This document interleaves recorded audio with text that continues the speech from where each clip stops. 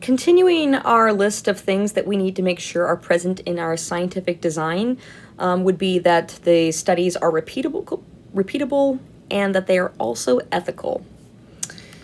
Repeatable. Repetition is critical within the scientific method, and there's kind of two different levels at which we can look at this repetition. One would be repetition in a given experiment within each of the treatment groups. So when we run an experiment, we don't just include a single subject in each of the treatments, right? Usually we include quite a few. The word that we give to these is we call them replicates. And the way that we talk about these replicates is by talking about the sample size, which is abbreviated as lowercase n equals blank. Okay, so this would be the number of subjects that we've included in each of the treatment groups. So I might say, oh, the negative control, the people who got the placebo, has a sample size of 25. There'd be 25 subjects in that group receiving the placebo.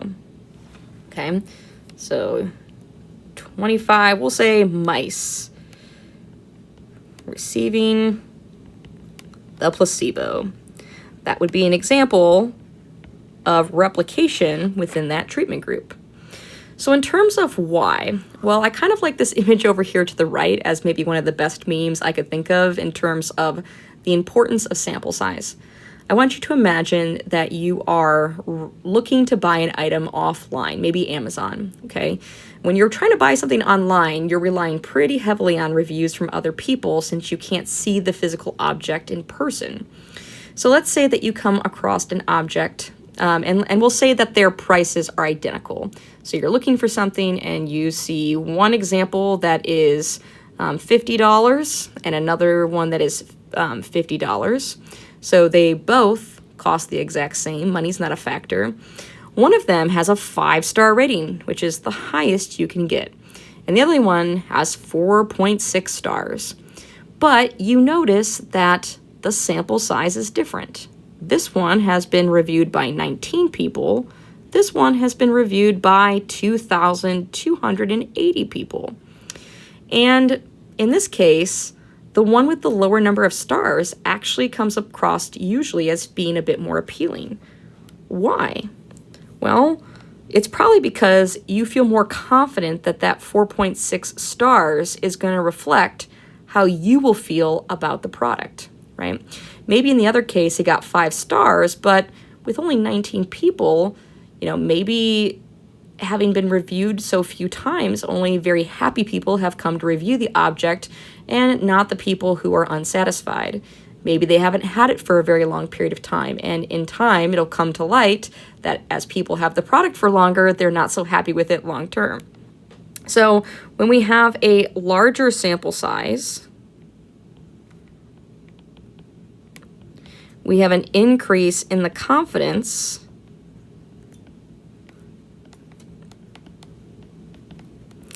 that the response of the subjects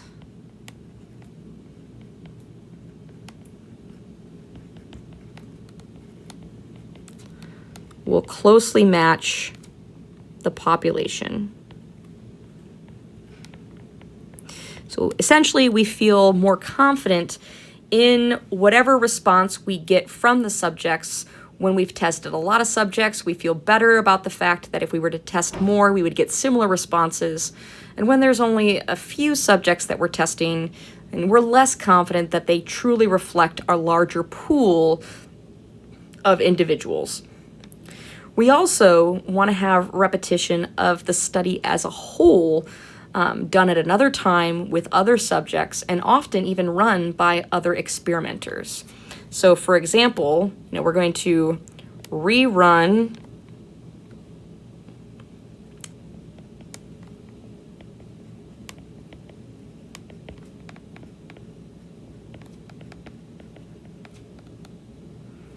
the experiment a year later with different researchers spearheading the research study. So in terms of why this is important, well, I guess I would say that if you repeat it, then overall you can be more confident in the findings if you can replicate them.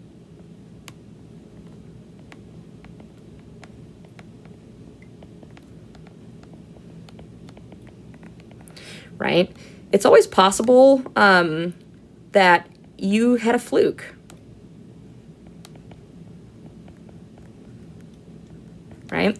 Flukes do happen, and by rerunning the study and getting the same results, you feel more confident that a fluke was not what drove you to the conclusion that it did.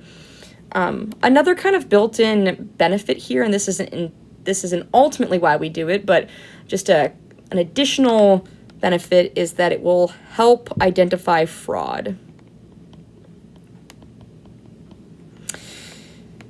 You know, science, like literally any other profession, is going to be plagued with some individuals who are seeking personal gain over academic or professional integrity, right? And what that looks like in the sciences is people potentially fabricating data to make claims that aren't reality, usually to increase their notoriety within the scientific community. Luckily, it's not super commonplace, but it does happen. And one way that we can identify this fraud is by having research results that nobody can replicate, right? So if you kind of go and you have these like amazing findings and other people try to follow your protocol and they cannot get the same results, it really kind of starts people questioning, like, how are you doing that? And, you know, what's different here versus here? I'm following the same steps you did and I can't reproduce the same results. So it's also kind of a way of providing that safety mechanism as well. So replication is really important. It helps overall increase our confidence that the findings that we're getting from our study are accurate reflections of reality. And then ethical, okay? So when we're working with subjects that are living, we want to make sure that they receive ethical treatment. And as a good argument for ethics needing to be heavily scrutinized, we can kind of look at history. Again, you know, history in general is littered with some very unethical things, and unfortunately, science's history is not safe from that either. There have been a series of experiments that have been done over the last, 50, 60 years that have been very detrimental to the subjects within it. Here's a list of some of those unethical experiments, and I'm not going to really go into a lot of detail about what was unethical about them, because that in itself could be like an entire, quite long lecture, actually. But if you're interested, you can look up these experiments and kind of see what occurred within them. And again, just ultimately an argument for why we need ethics to be considered. The rule of thumb in terms of needing ethical approval is, do your subjects possess a backbone?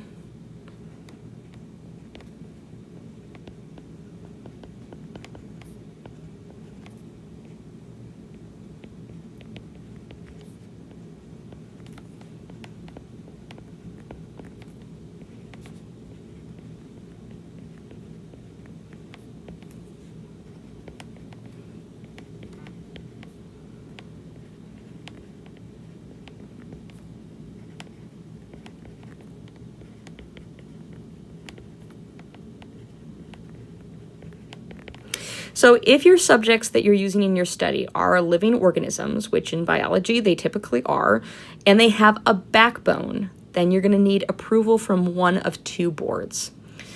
The two boards are the Institutional Review Board, aka IRB, and IACUC, which stands for the Institutional Animal Care and Use Committee. So IACUC is specifically going to be for non-human subjects that have that backbone. And then IRB is going to be specifically for human subjects. Okay, so in terms of some of the things that they consider, because, at the end of the day, the paperwork that goes into filing for these things is pretty extensive, and we're not going to go line item by line item about what they look at.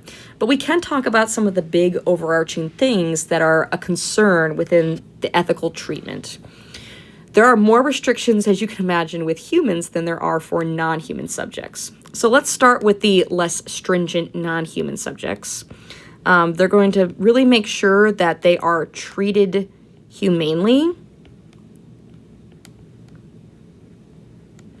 You have to have a care plan in place. Like, how are you going to feed them? Make sure they have water. Make sure that the environment that they're in is clean. Like, what is their cleaning schedule going to look like? Do you have someone coming in every single day to take care of them? We also want to make sure that we minimize death and suffering. So you are allowed to euthanize animals as part of research, but they really want to make sure that any euthanasia is justified. So if you plan on sacrificing animals for the sake of science, they're going to want an argument of why you need to sacrifice the number that you are sacrificing. And if they think that you can get valid results with fewer deaths, then they will require you to lower the sample size of what's being euthanized. And they also want to make sure that suffering is minimized as well. So if you are going to euthanize them, then it has to be through an approved mechanism that is going to essentially be quick and painless as possible. And that lack of suffering has to carry over into their time while they're alive as well. Like, we don't want to cause any undue harm or suffering to the animals leading up to euthanasia if that is part of the protocol. For human subjects, obviously, there are a few more guidelines. For one, we need to have informed consent. Consent is something that humans can give and animals cannot. Basically, informed means that the subject needs to be aware of all possible risks and benefits from the study.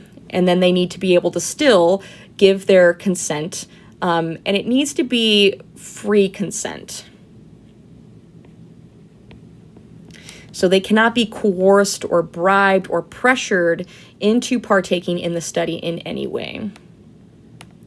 They need to be free to withdraw from the study at any time with no consequences. Okay, so they need to have the freedom to enter into the study and freedom to leave the study at any point. You can have no harm befall them on purpose, and that would include death. Obviously, death might be an unintended consequence of certain types of studies, and harm could even be an unintended consequence as well. But you can have no harm that's foreseeable and or preventable, right? If you know that there is likely going to be a high likelihood of a negative outcome, then that's not going to something that's likely going to be approved, okay?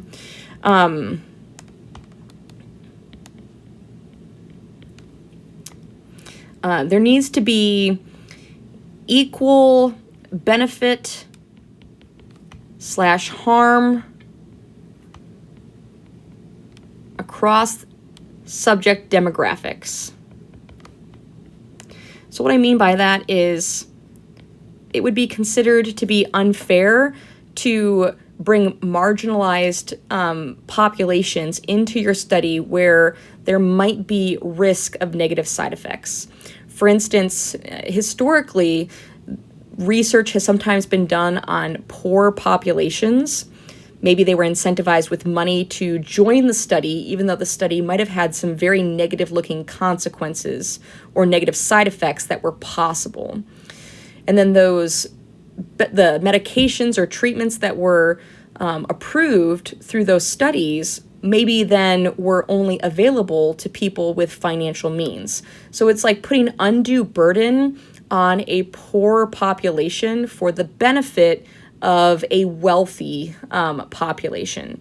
So ultimately, for it to be ethical, we need to make sure that the risks and the benefits of the treatment are going to be equal across the different demographics. And then I guess the last one that I'll kind of put up here is that we really want to be careful about conflict of interest. And I suppose this could theoretically be put under the IACUC as well. But the conflict of interest basically means that the people who are running the study need to not have large ties to a particular outcome. So for example, if you're developing a treatment and you stand to gain a lot financially if that treatment is shown to be effective, then you're probably not the most appropriate person to be testing the effectiveness of that treatment. That would be a conflict of interest. You're conflicted to have a certain outcome because of the way that it's going to benefit you personally. So those are some of the things that they really heavily look into. And I guess I would say, under this no harm, really quickly before we kind of close out, this would include not only physical, but also psychological harm. If you look up some of these studies over here to the left, you will find that some of them, like the Milgram experiment and the Stanford prison experiment, both of these didn't physically harm anybody, but these were examples of psychological harm. And that is something that is also heavily scrutinized from an ethical perspective, right? So even though the ethics don't necessarily influence the outcome of the experiment, like it's not going to have necessarily a negative impact on the conclusion we make, it's still really critical that these experiments do take ethics into consideration, because our history has shown that when these are not heavily scrutinized, people, and usually people of marginalized populations, suffer as a result.